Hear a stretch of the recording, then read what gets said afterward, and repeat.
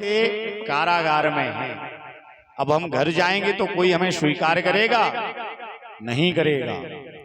जिसको कोई स्वीकार नहीं करता उसको कौन स्वीकार करता है? मेरे ठाकुर जी। आज भगवान से कहा, प्रभु आप अपनी शरण दे रहे हो तो दे दो, वरना हमें संसार से कोई मतलब नहीं, हम प्राण दे देंगे। अच्छा ठीक है, आ जाइए, बहुत व्यवस्था है हमारे महल में। तो भगवान ने 16,100 रानियां बनाई और 8 पटरानियां हैं। तो भगवान के कितने विवाह हो गए? 16,108। अब बताओ, कोई कहे महाराज हमें निमंत्रण नहीं दिया, भगवान ने इतने विवाह कर लिए। तो भगवान को कहीं देखा है कि स्थिति बनी हो विवाह लायक? हम लोग तो यदि 15 दिन 1 माह का विवाह निकलता है तो यजमान कहते थे, पंडित जी क्या कर रहे हो, 1 महीने में कैसे व्यवस्था जुटाएंगे, हमें दूर दूर तक निमंत्रण लगाना है। यहाँ तो भगवान का डायरेक्ट विवाह हुआ, मिलान जुलान का कहीं काम नहीं रहा। बोलो राधे राधे। दूसरी तरफ रुक्मणी जी के साथ कन्हैया ने थोड़ा सा हास्य किया। क्या हास्य किया? कि राजपुत्री सीता भूपैर लोकपाल विभूति भी महानुभाव श्रीमद्भी रूपौदार्य बलोर्जितैः। भगवान ने कहा, रुक्मणी जी देवी आपने बहुत बड़ी गलती कर दी। क्या गलती कर दी?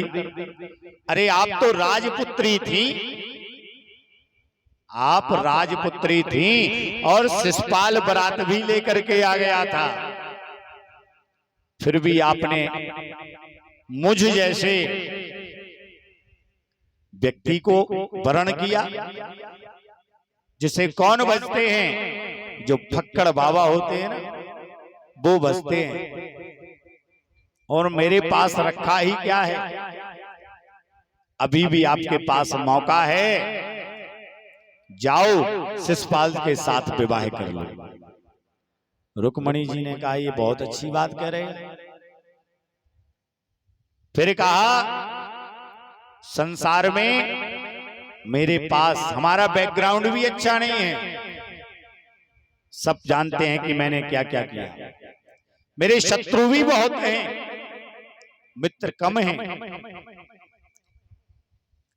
और मैं क्या करता हूं? सिर पे एक पंख लगा लेता हूं,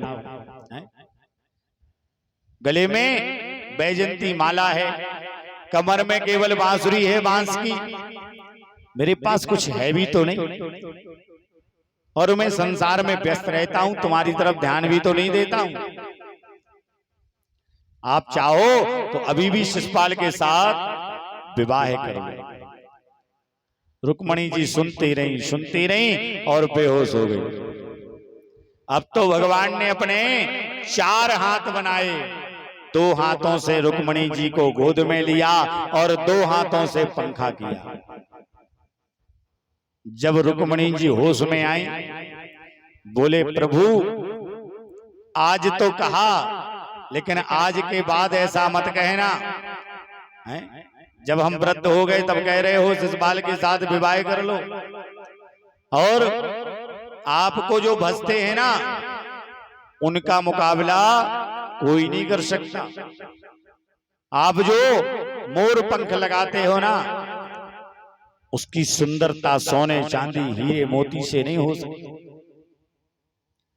आपकी जो भी क्रियाएं हैं, ठीक है, आपका पुरानी छवि धूमिल है, लेकिन वो भी संसार को आनंदित करने वाली है।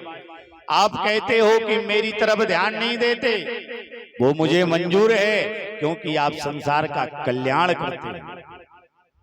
इस प्रकार से रुक्मणी जी नाराज हो गई।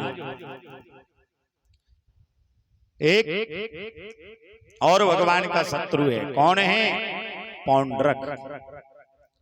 पौंड्रक कैसा है? उसने द्वारकाधीश नाम रख लिया अपना। लकड़ी के 4 हाथ बना लिए, 2 तो हैं ही, 2 और लगा लिए। एक मशीन वाला सुदर्शन चक्र बना लिया, डंका ले लिया हाथ में, कमल का फूल ले लिया, अपने भाई को हल पकड़ा दिया और एक द्रुमिल नाम के बानर को भेज दिया द्वारका में। भाई बंदर आया, उसने बहुत उपद्रव